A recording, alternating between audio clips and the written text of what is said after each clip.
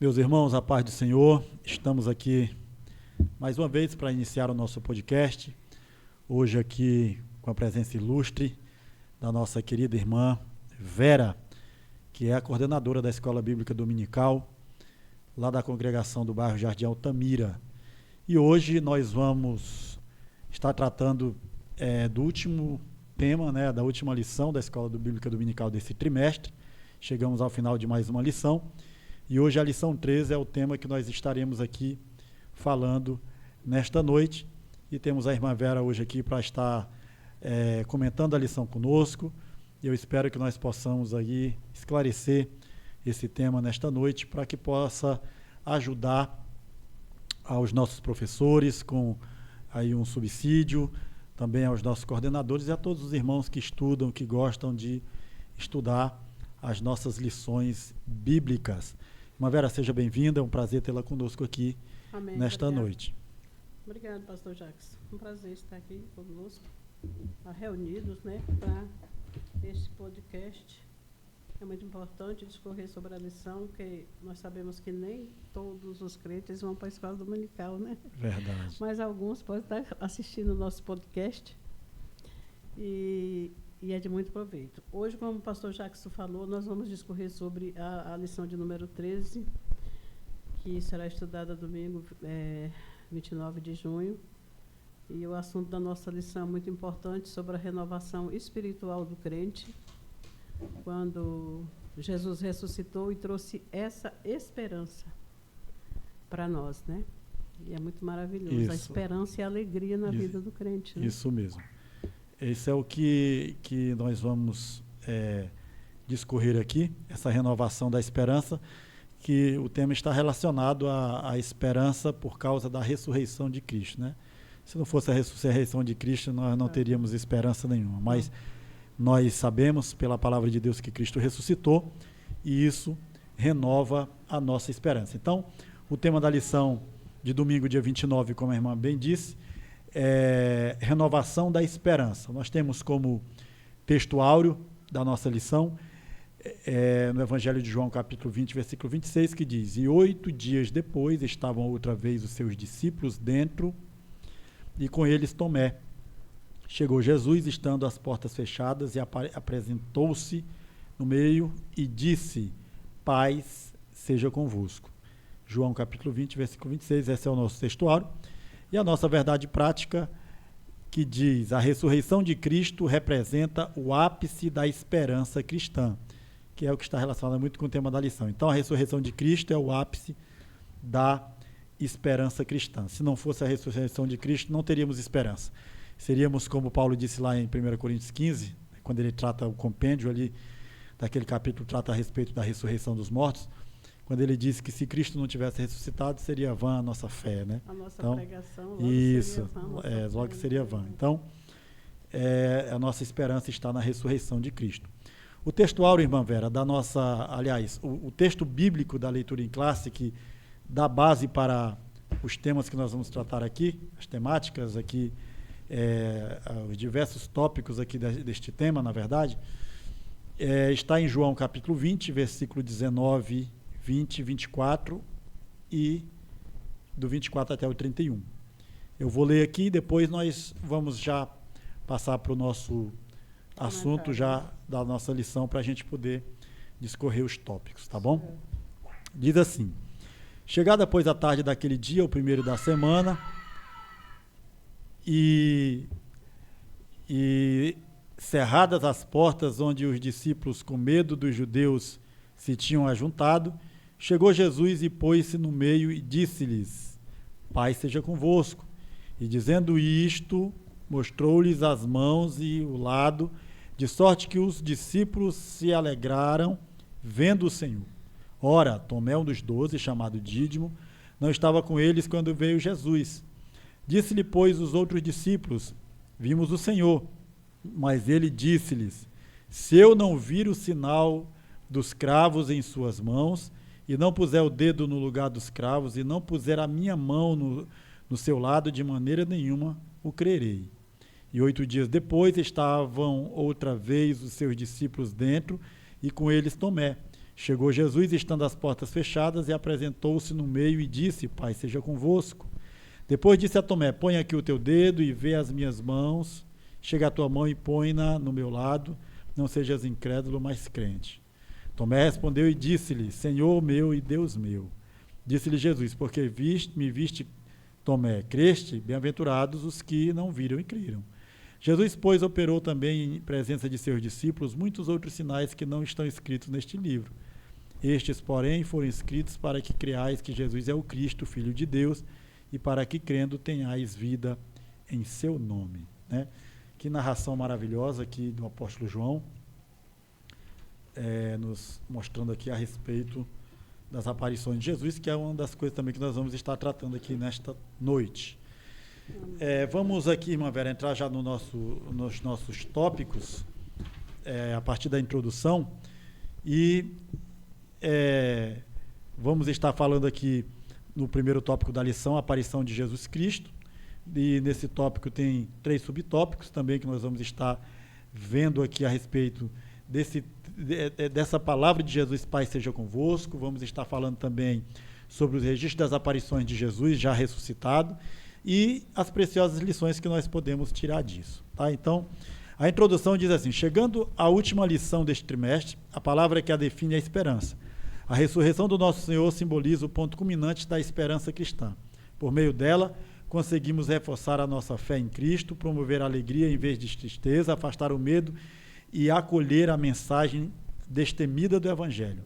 Nesta lição, somos convidados a renovar a nossa esperança. A aparição de Jesus Cristo, irmã Vera.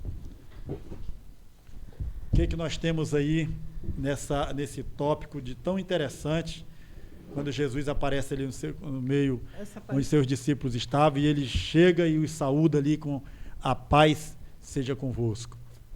Eu já ia falar, né? Porque aqui na nossa leitura bíblica em classe, eu até sublinhei alguns tópicos, alguns pontos aqui, que quando Jesus chega, ele já chega dizendo: a paz seja convosco, aqui no versículo 19. E a Bíblia diz que ele se põe no meio. Então, o interesse de Jesus era nos trazer paz, porque os discípulos ficaram confusos, medrosos e temerosos. Uns voltaram, foram pescar, 8 deles, eu acho. Outros se esconderam, né? Se esconderam, né? E o outro não acreditou. Tomé, não, só acredito se eu ver. Mas Jesus, aí quando Jesus disse: vem, Tomé, coloca aqui o seu dedo no lugar dos cravos, no lugar das feridas. Aí ele exclamou: Senhor meu e Deus meu. Eu até sublinhei aqui. Então, é interessante como é necessária a presença de Jesus para nos trazer esperança. Os discípulos passaram ali 3 anos, ou 3 anos e meio aproximadamente, convivendo com Jesus. Mas, dentro de 3 dias, eles perderam a esperança. Nós não temos condições nenhuma, pastor Jackson, de sobreviver sem a presença de Jesus. O Senhor é que traz a paz. Aí, quando ele chega, ele diz: paz seja convosco, o ambiente muda. Eu estou falando assim, estou me sentindo a presença de Deus, né? Me arrepiando. Então, como Deus chega para nós, por que nós saudamos com a paz do Senhor? Porque o Senhor disse: deixo-vos a minha paz vos dou. Não a dou como o mundo dá. Amém. Então, essa paz é muito necessária. Essa paz, ela traz com ela alegria. Ela renova a esperança do crente. Alguém pode olhar para o crente e dizer assim: não sei como consegue passar tantas lutas e ainda não desvaneceu. Exatamente por causa dessa paz de Cristo. Se nós soubéssemos o peso da paz e da esperança que ela nos traz, nós praticávamos muito mais essa paz. Nós não tínhamos vergonha de dar a paz do Senhor, né? Então, o nosso Senhor Jesus chegou e disse, aqui no primeiro tópico, o senhor leu aqui a introdução, o primeiro tópico, ele já chega: paz seja convosco. Na segunda vez que Jesus se revelou aos seus seguidores, tanto homens quanto mulheres, o ambiente era diferente. O sepulcro ali já estava vazio, né? Mas os discípulos ainda estavam receosos, permaneciam escondidos, com medo, né? das perseguições e tudo, mas só que quando Jesus chega já começa a mudar o ambiente. Era uma habitação em algum ponto da cidade de Jerusalém, né, onde os discípulos estavam de porta fechada. Mas não era mais de madrugada, no primeiro dia da semana. Era no primeiro dia da semana. Mas sim à tarde daquele mesmo dia. Quando Maria Madalena comunicou com os discípulos que o túmulo estava vazio, eu acredito que houve já uma alegria, mas a paz verdadeira foi quando Jesus chegou.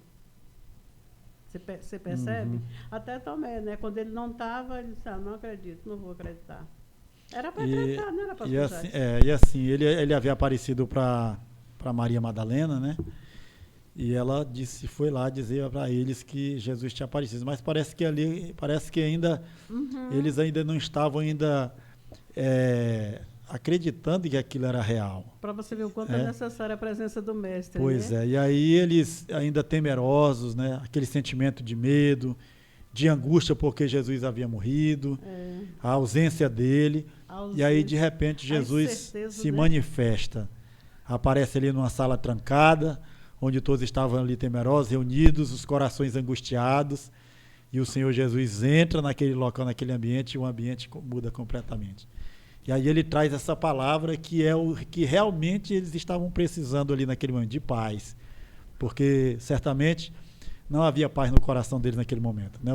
A única coisa que não deveria haver no coração deles naquele momento era paz.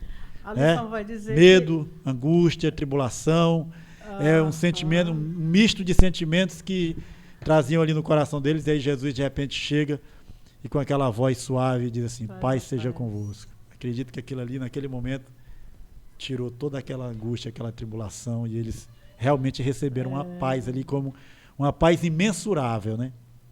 Como ninguém pode dar. Né? Inexplicável. É como a palavra de Deus diz, a paz de Deus excede todo entendimento. Glória a Deus. Não tem como nós explicarmos essa paz. Paz em meio à guerra. A lição vai dizer que os discípulos estavam tomados de medo.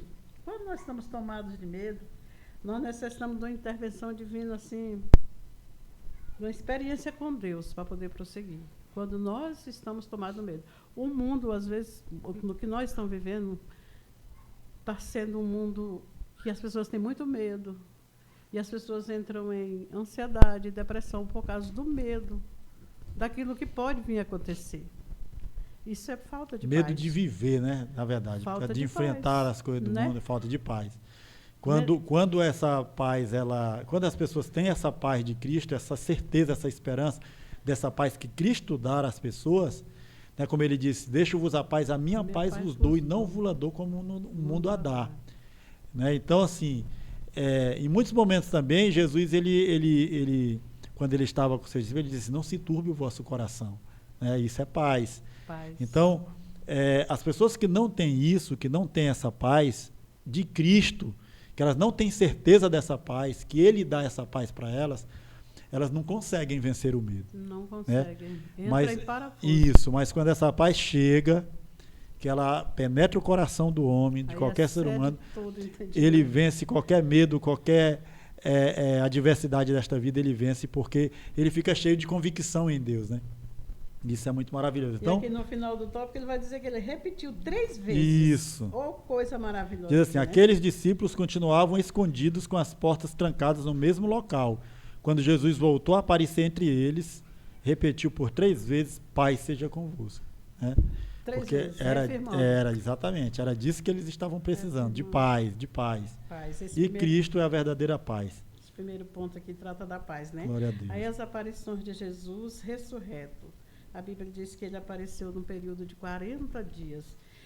Eu fico pensando, esses dias meditando na palavra de Deus, não tinha necessidade de Jesus, porque Jesus já tinha pagado o preço por nós, já tinha morrido por nós, já tinha ressuscitado. No caso, eu tinha subido de vez. Mas há o amor para com os discípulos e com a igreja.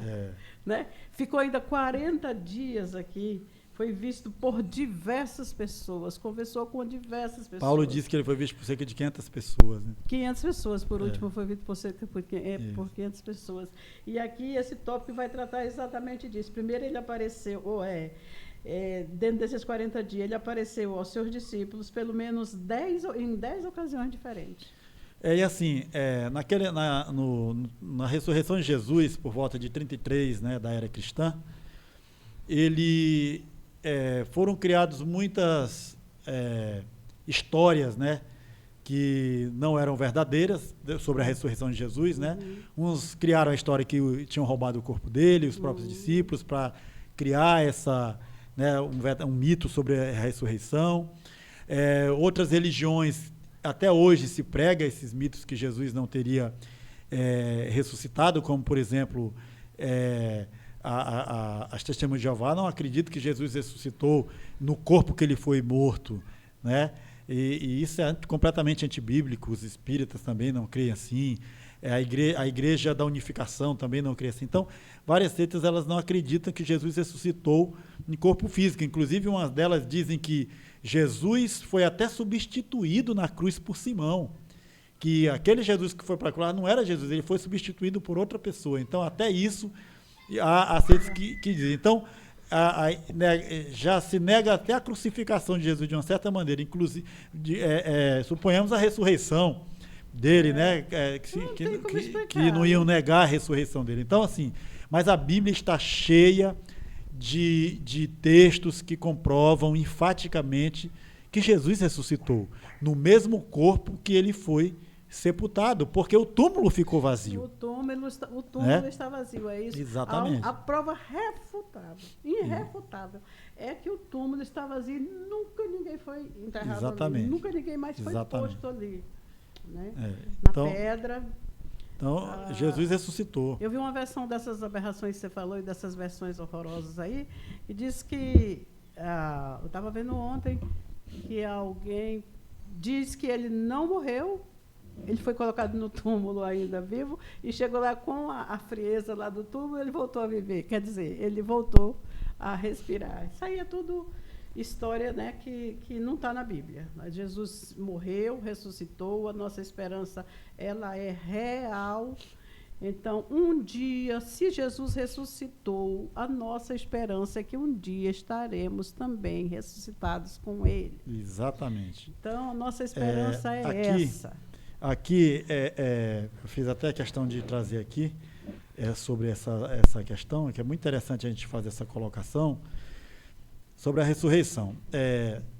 Por exemplo, o termo ressurreição, no Novo Testamento, ele vem do grego egeiró, aliás, o termo ressuscitar, e o termo ressurreição, que já é o substantivo, né, ele vem do grego egeiró. E o termo ressuscitar dentre os mortos é um termo muito usado pelo apóstolo Paulo em suas cartas. Ressuscitar dentre os mortos significa que foi tirado de dentre os mortos. E ele tem um sentido de levantar, erguer. Ou seja, Jesus foi levantado, ele foi erguido mesmo, nesse sentido do corpo dele ser ressuscitado, né, fisicamente. E também sobre a questão da aparição, né? O termo grego que é usado para a aparição de Jesus, das pessoas terem visto ele, é o sentido de ver a pessoa fisicamente, né? Porque também há algumas teorias de seitas que dizem que Jesus ele não foi visto fisicamente, né? Que ele era invisível, que ele não foi visto fisicamente, nesse sentido de negar essa ressurreição dele, do corpo físico dele mesmo, ter ressuscitado. Mas isso também cai por terra quando ele disse para Tomé apalpar ele. A própria Maria, quando o viu lá no túmulo também, né, ela se prostraram aos pés dele, né? Então isso prova que Jesus ele ressuscitou em corpo físico, estava ali, físico, né? Embora ele tivesse o poder de transpor, né? Ele comeu. Isso, exatamente. Lá no final, quando ele encontrou os discípulos na praia, né? Ele se alimentou. Então perceba que a Bíblia está cheia de fatos, né? De textos que comprovam essa aparição. E aí, só para a gente também deixar bem evidente aqui também, é interessante fazer uma colocação sobre as aparições. Ele apareceu, na lição diz que ele apareceu 11 vezes, mas há pelo menos talvez 12 vezes que ele tenha aparecido. 11 vezes ele apareceu depois de ressuscitado e antes de ser assunto aos céus, e uma vez ele apareceu depois de ser assunto aos céus, que foi quando ele apareceu para o apóstolo Paulo, né? Então, ele aparece a Maria Madalena, lá em Marcos 16, 9. Ele aparece... deixa eu me ver mais aqui. As mulheres ele que retornaram à isso. sepultura. Exatamente, ele aparece às mulheres. Depois a Pedro. Exatamente. E ainda os discípulos que estavam no caminho de Emaús. Ao anoitecer, né? Logo ao anoitecer.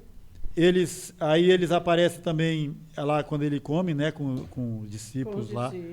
Exatamente. Ele aparece aos 11, quando Tomé não estava. E depois quando Tomé está. Isso, e depois também ele aparece. Ele aparece aos 7 discípulos também.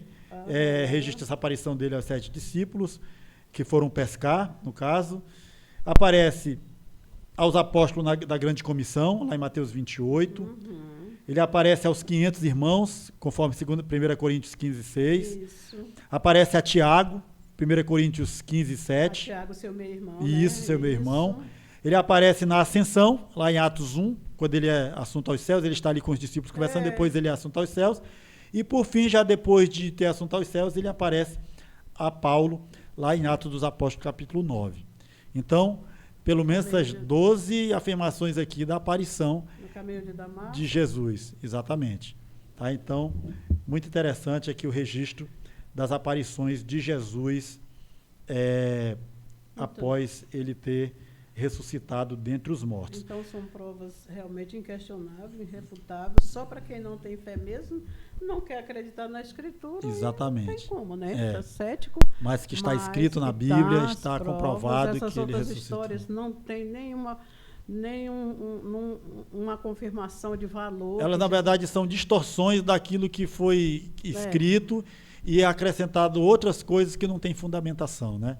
Não tem. Não tem. A gente prefere ficar com a Bíblia, que é a palavra de Deus inerrante. Com certeza. Uma outra coisa interessante disso aqui, irmã Vera, até comentei na outra lição passada aqui, junto com o irmão Clésio, que estava conosco aqui, a respeito dessa aparição de Jesus, né? Eu fazia um paralelo aqui, comparava essa aparição de Jesus, que está muito relacionado com o que vai acontecer no arrebatamento da igreja.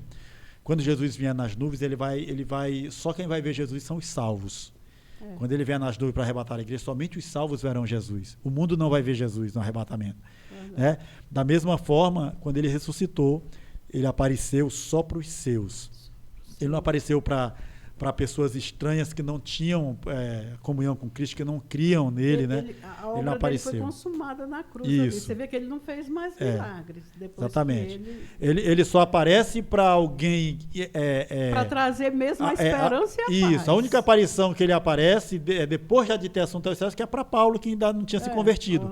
Mas nesse período entre a ressurreição e a ascensão dele aos céus, ele aparece somente para os seus. Ou seja, só viu Jesus os seus. Só viu ele e os seus, assim também e só veremos será no arrebatamento. Ficarmos firmes até lá, né? Até Jesus voltar. Interessante. Olhar para o céu. Então, o terceiro subtópico aqui, ele diz assim, preciosas lições. A primeira lição a reter é que a ressurreição de Cristo representa o ponto culminante da fé. Paulo dirigiu-se aos coríntios afirmando: esse Cristo não ressuscitou, logo é vã a nossa pregação e também é vã a nossa fé. 1 Coríntios 15, 14. A segunda lição revela que a ressurreição é um fato inquestionável que fortalece a certeza e a alegria de saber que ele está vivo. A terceira lição diz respeito à renovação da esperança e à promessa da ressurreição dos mortos em Cristo. Um dia seremos como o nosso Senhor. Então, ele traz aqui 3 preciosas lições, né? Só para ratificar aqui novamente. A primeira lição é reter que a ressurreição de Cristo representa o ponto culminante da fé, ou seja, sem a ressurreição de Cristo não seria possível termos, né, esse sustento dessa fé que temos, se Cristo não tivesse ressuscitado, não teria sentido isso. Porque assim, pastor Jacques, o que é a ressurreição? Venceu a morte. O que é que nós queremos? Nós somos mortais, nós queremos sair dessa imortalidade. Por ocasião do pecado de Adão, o pecado original, o ser humano teve por consequência a morte, né? Que a Bíblia ela fala de 3 tipos de morte: a morte espiritual, a morte física e a morte eterna. E então o ser humano está sujeito, está debaixo dessa maldição, né? E aí Cristo ele veio para para libertar-nos disso.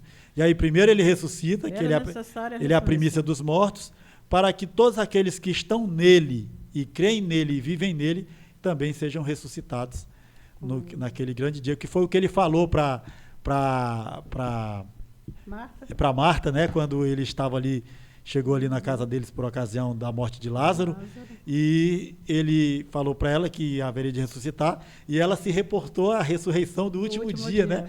Que era o que ela estava imaginando que iria acontecer. E aí Jesus disse, né, que ele ia ressuscitar Lázaro, né, ali mesmo, naquele... Ali se tratava de um milagre mesmo, exatamente. Né? Literalmente o milagre da ressurreição. Exatamente. Então, Cristo, ele haverá de ressuscitar todos os seus, a morte não terá poder sobre aqueles que estão em Cristo, que morrem em Cristo, mas haverão de ressuscitar, porque Jesus os ressuscitará no dia do arrebatamento também. Eu fico pensando o quão inteligente é a fé, né? Se muitos dos nossos intelectuais pensassem nisso, porque assim, quem não quer viver eternamente?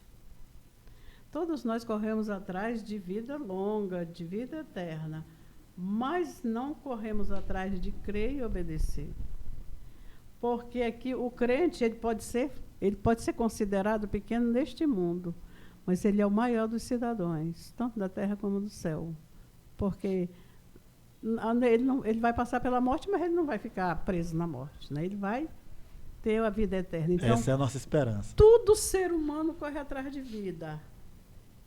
Só que falta a obediência, né? É necessário buscar a vida em Cristo, né? Vida em Cristo. Buscar a vida em Cristo. Vida eterna. É que a ressurreição, se nós somos os seres humanos mais inteligentes da Terra. Porque nós corremos atrás da nossa vida eterna, da nossa ressurreição. E assim, a ressurreição, ela vai trazer... Porque assim, você vive neste mundo hoje, que é um mundo corruptível, né? Corrupto. E aí você vive neste mundo, você vai envelhecendo, vai se desgastando, o teu corpo ele vai se deteriorando. À medida que você vai envelhecendo, você vai perdendo certas capacidades e o teu corpo vai se desgastando até que esse corpo ele chega num momento que ele não resiste mais, ele passa pela morte. Quando Cristo ressuscitar os mortos, aqueles que creem nele, que morreram, mas que creram em Cristo, acreditaram nele, né, confiaram nele, se entregaram a ele, ele vai ressuscitar e esse corpo ele já não será mais corruptível, né? Ele será um corpo eterno. 15, né, versículo 58, exatamente isso que você falou. 54, vamos dizer aqui, ó. E quando isto que é corruptível se revestir da incorruptibilidade, e isto que é mortal se revestir da imortalidade, então cumprir-se a palavra que está escrita. Tragada foi a morte pela vitória. Glória. Onde está a morte o teu aguilhão e onde está o inferno a tua vitória? Ora, o aguilhão da morte é o pecado e a força do pecado é a lei, mas graças a Deus que nos dá vitória por Cristo Jesus. Amém. É por ele que nós temos vitória. Ele vai ressuscitar os seus. Aleluia. E essa é a nossa esperança. Então, que maravilha, essas 3 preciosas lições aqui que o autor da lição, o escritor, ele nos traz aqui no último subtópico aqui deste primeiro tópico da nossa lição. Vamos para o segundo tópico aqui, a aparição de Jesus, esperança e plena alegria. O primeiro subtópico diz assim, o medo deu lugar à esperança. Foi o que nós estávamos falando, né, agora há pouco, quando Jesus aparece. Com a crucificação, morte e sepultamento de Jesus, o medo, a frustração e, por conseguinte, a desesperança surgiram no coração dos seus discípulos. A cena dos 2 discípulos no caminho de Emaús ilustra perfeitamente este estado emocional dos seguidores de Jesus. No entanto, quando Jesus se revela a eles, os seus rostos transformaram-se imediatamente. Assim, a esperança substituiu o medo e a frustração. O Cristo que venceu a morte renova a nossa esperança e afasta a desesperança. Glória a Deus. Era o que nós estávamos comentando agora há pouco, né? Então, eles passaram por toda aquela situação. Jesus foi preso à noite lá no Getsêmani. Depois Jesus foi levado para um julgamento injusto, um julgamento completamente fora daquilo dos padrões que exigiam na época que a lei exigia na época. Então, um julgamento forjado, completamente feito ali de qualquer forma, justamente para condenar Jesus, e eles veem tudo aquilo, passam por tudo aquilo, e aí depois eles veem Jesus carregar aquela cruz por 2 quilômetros até chegar no Calvário, completamente já dilacerado o seu corpo, e depois eles veem Jesus sendo pendurado ali naquela morte, que era uma morte de cruz, que era a morte, era o meio de morte mais cruel que existia na época para condenados criminosos, e eles veem Jesus ali passar por aquele vitupério, por aquela situação. E aí o que vai causar isso nele? Medo. Frustração, derrota. Por mais que eles foram avisados, mas nós somos seres humanos. Isso. Né? Não, e assim, mesmo que eles em alguns momentos ouviram Jesus falar sobre isso, mas parece que aquele impacto daquilo foi tão grande, que parece que aquilo apagou da mente deles, da memória deles, tirou completamente aquela esperança de que Jesus iria ressuscitar. Se contar que o Gólgota é um monte, né? Talvez muitas pedras. Ali foi muito cruel. 2 quilômetros. Sol causticante. Crueldade. Muito sol. O peso da cruz. O peso da cruz, a cruz pesava cerca de 130 quilos. E aí Jesus... Eu estava falando assim, João estava ali. Ele realmente está habilitado para escrever o que ele escreveu aqui no Evangelho de João, porque ele estava ali pertinho vendo. Viu tudo. Né? Viu tudo. Né? Recebeu a palavra de Jesus, Jesus já na cruz. Né? Então, João, ele foi uma testemunha fiel ao ocular. Então, esse testemunho de João, por que não é Mateus que está aqui redigindo essa leitura aqui? Por que não é Lucas? Por que não é Marcos? Porque é João que estava lá. O João, às vezes, eu acho o João meio assim, metido, porque ele disse que era o discípulo que Jesus amava. Né? Eu creio que Jesus amava a todos. Mas só que ele realmente aqui, ele mostra que ele estava perto. Na verdade, isso aí é uma modéstia mesmo dele, né? Para ele não aparecer, dizer, né? Sou porque eu, lá em Apocalipse ele já escreve, ele fala, eu, João, né? Eu, João. Lá ele aí não, nos evangelhos ele estava muito modesto, ele não queria dizer eu, João, né? Mas ele preferia dizer o discípulo a quem Jesus amava. Mas se nós formos meditar, ele realmente era. Porque ele estava lá. Ele se inclinou no peito de Jesus, na ceia, né? A Maria, a Salomé chegou lá, ela sabendo, tinha sido avisada que Jesus ia ressuscitar, ela chegou, quem pegou o corpo do meu mestre? Quando viu, então ela não está acreditando na ressurreição, né? E João é apelidado de apóstolo do amor, né? Do amor. Nas suas cartas ele falou muito sobre o amor, né? Realmente e aí ele tem cacife para dizer os discípulos a quem Jesus amava. Dizem que Deus não tem prediletos, né? Mas o Pedro, quando ele indagou Jesus acerca de João, ele levou lá uns bregues de Jesus.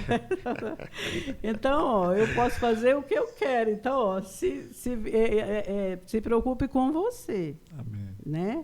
Então, João foi o último dos discípulos a morrer e cumpriu tudo, né? É verdade. Toda a escatologia ali vem de João, né? Da visão que Deus deu para João. Esse João, ele escapou da morte.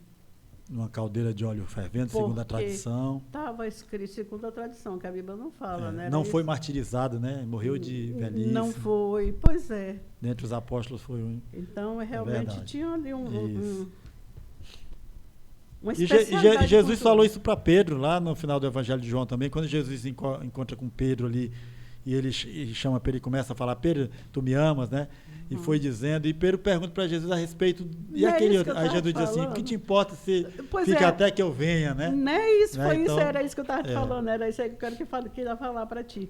Então, até Jesus, ele refutou Pedro, tu tá se preocupando com a vida do João? Isso aí é comigo, né? O que te importa se ele fica até que eu venha, então... Aí eu fico pensando assim, que preparo Deus deu para João, que unção especial é essa de decorar aquele Apocalipse, aquelas visões todas, aquelas palavras todas, fielmente, porque hoje nós nos alimentamos com aquilo que vai acontecer, foi visão que Deus deu a João. Deus deu uma capacidade muito grande para João. Né?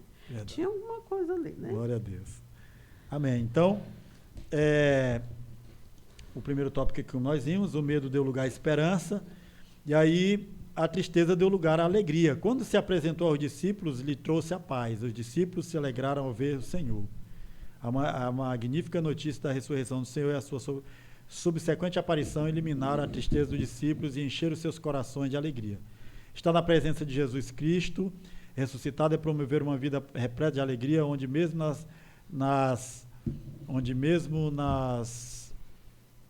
onde é que eu parei aqui?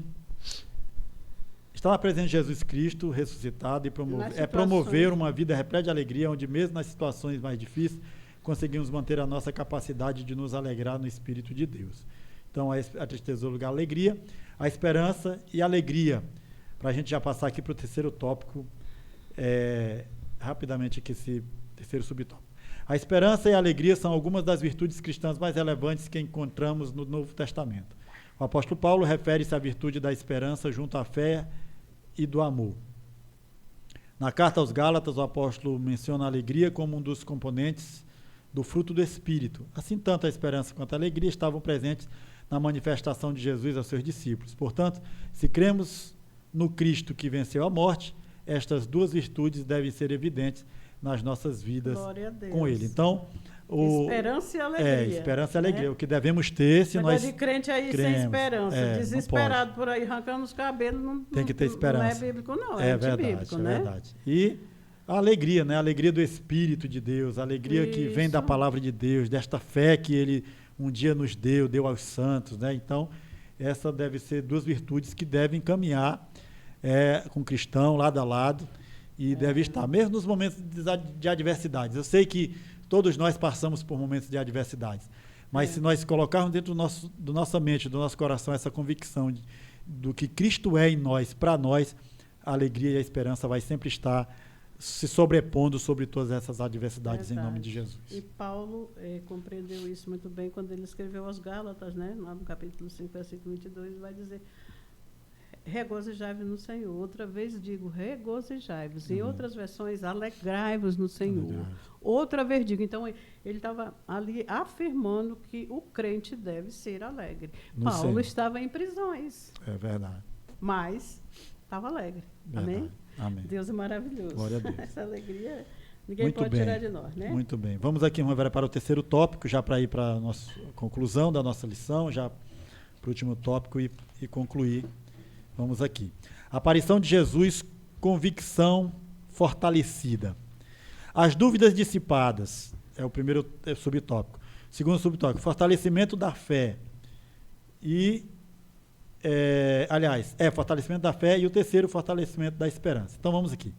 As dúvidas dissipadas. O episódio da incerteza de Tomé revela a dúvida que surgiu no coração do seguidor de Jesus. Durante algum tempo, Tomé revelou-se cético em relação à ressurreição do Senhor.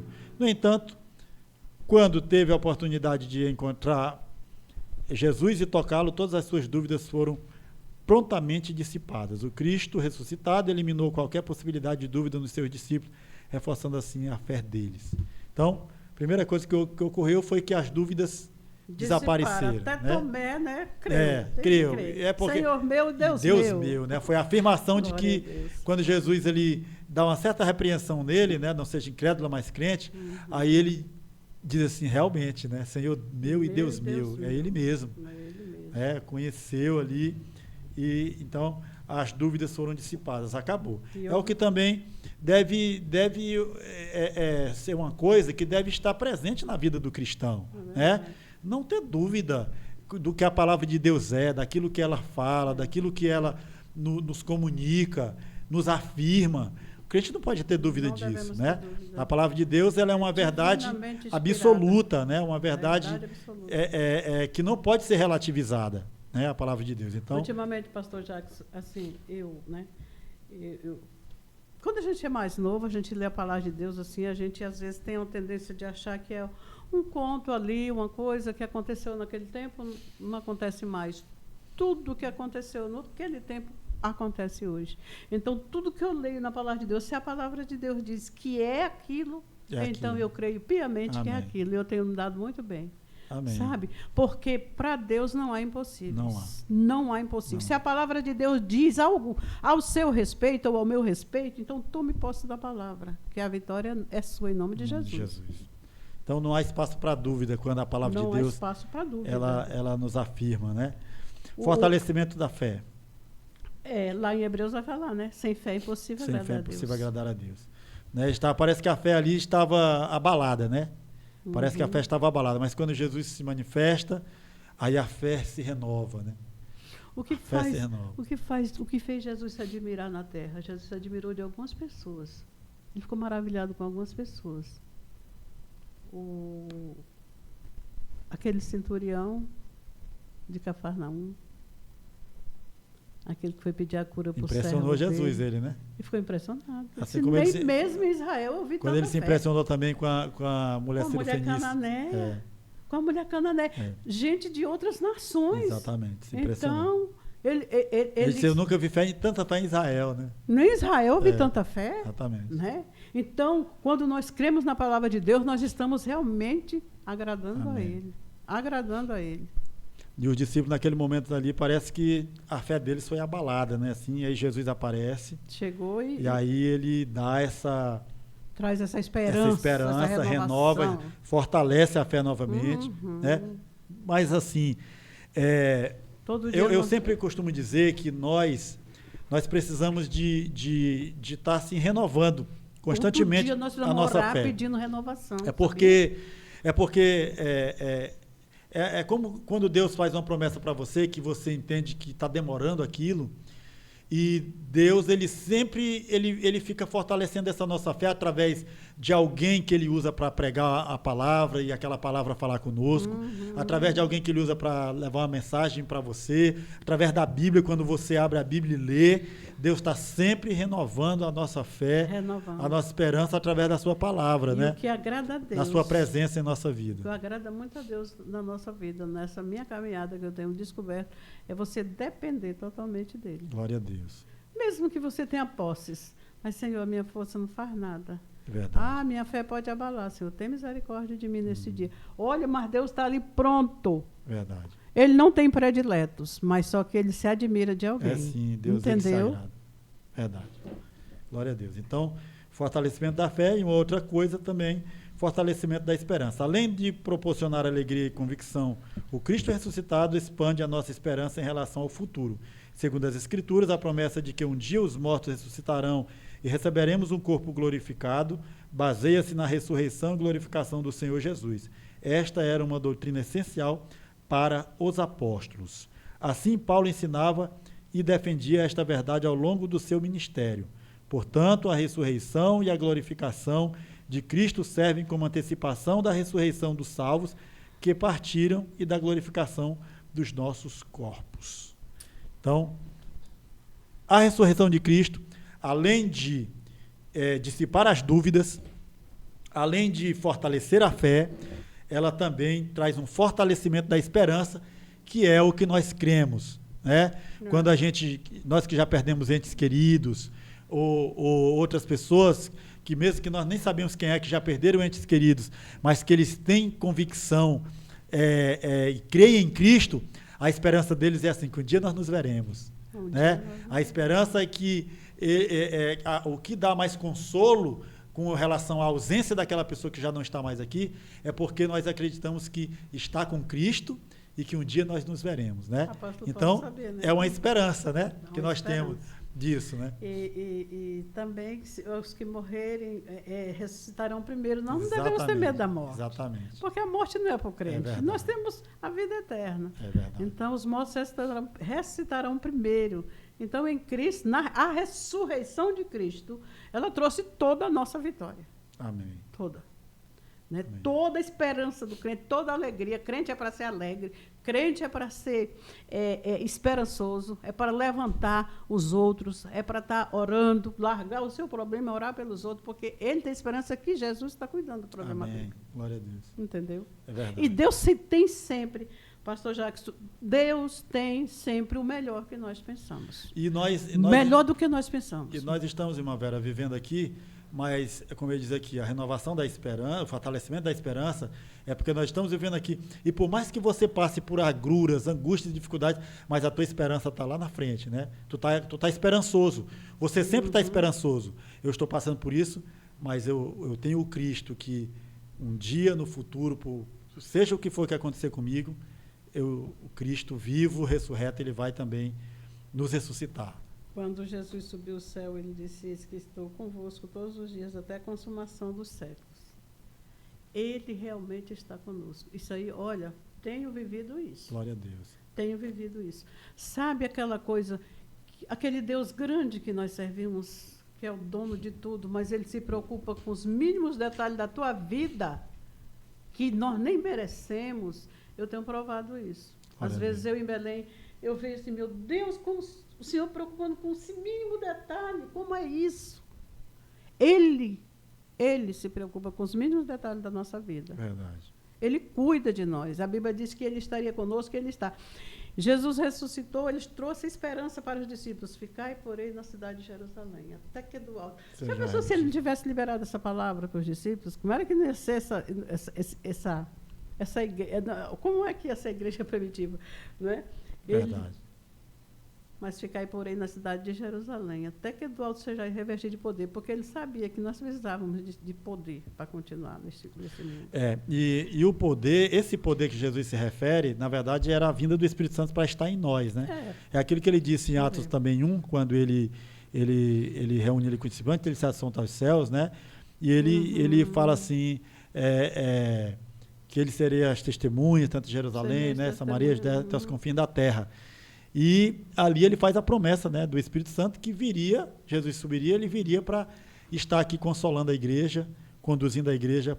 Olha como ele se importa conosco.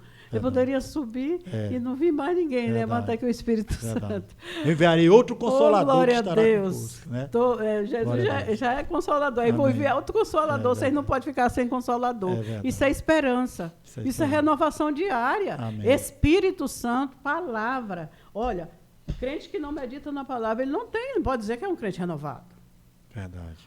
Porque eu não enxergo a palavra. Bota para ouvir. Gente, nós temos que meditar. Dia, né? A palavra de Deus produz fé em nós. Verdade. Produz fé, produz esperança e nos capacita para esperar a volta de Jesus. Amém. Porque os dias são maus, né? Glória a Deus. Nós, às vezes, nos envolvemos com tantas coisas, nos preocupando com o anticristo, com não sei o quê.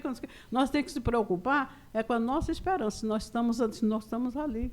Verdade. Esperando Jesus voltar. Quer saber de onde Cristo, não. Sem ter medo do que vai vir. Né? Pelo mundo, entendeu? Né? Porque nós temos porque vai vir mesmo. É verdade. Não adianta. Verdade. Glória a Deus. Então, meus irmãos, vamos aqui para a conclusão. Chegando ao final aqui do nosso comentário, da nossa lição, a conclusão diz assim: durante este trimestre exploramos ensinamentos valiosos que nos ajudam a entender melhor a divindade de Jesus. O nosso Senhor é eterno. É diferente do Pai, mas igual a Ele. É Deus em sua essência, o Criador de tudo e, por conseguinte, a fonte de toda a salvação e vida espiritual. Este foi um dos propósitos que o evangelista redigiu seu evangelho. Para que possais crer que Jesus é o Cristo, o Filho de Deus, e ao credes, tenhais vida em seu nome. João, capítulo 20, versículo 31. Glória a Deus por isso. Chegamos aqui ao final de mais um trimestre, mais uma lição. São 13 lições maravilhosas aqui, né? Com o nosso comentarista, o pastor Elianai Cabral nos trouxe.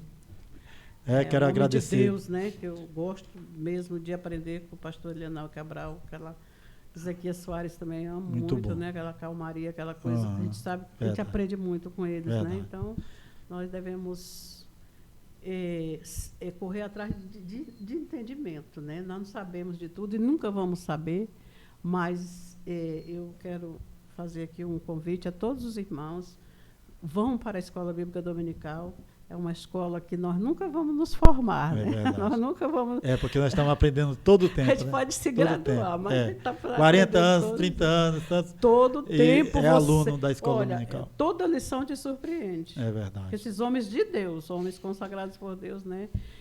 Escreve esses comentários maravilhosos, nós aprendemos muito. Então, nós temos o crente que ele espera crescer, como o apóstolo Paulo falou para Timóteo, né? Espera crescer em conhecimento, em sabedoria, ele tem que meditar na palavra de Deus, consequentemente tem que ser aluno da Escola Dominical. Né? Graças a Deus. Então, meus irmãos, chegamos mais um final do nosso podcast. Agradecer a irmã Vera por ter estado conosco aqui hoje e, querendo Deus, estaremos de volta na próxima quinta-feira, já comentando a lição do nosso próximo trimestre, que já se inicia já no próximo domingo, primeiro domingo de julho, a primeira lição do nosso terceiro trimestre de 2025. Irmã Vera, muito obrigado. Deus continue lhe abençoando. Agradecemos aos nossos irmãos que estão nos assistindo também e que esse podcast possa lhe ajudar também aí como um subsídio aí para você ensinar a lição da escola dominical domingo de manhã. Eu que agradeço. Eu que agradeço. Achei até bom, né? Eu vim hoje porque eu estou com uma cirurgia marcada para a semana que vem. Semana que vem eu já não poderia vir, né? Pronto. Então, semana que vem nós já vamos estar orando pela irmã Vera. Que Deus possa abençoar em nome de Jesus. Um abraço para todos. Deus abençoe. Fique com Deus em nome de Jesus. Amém.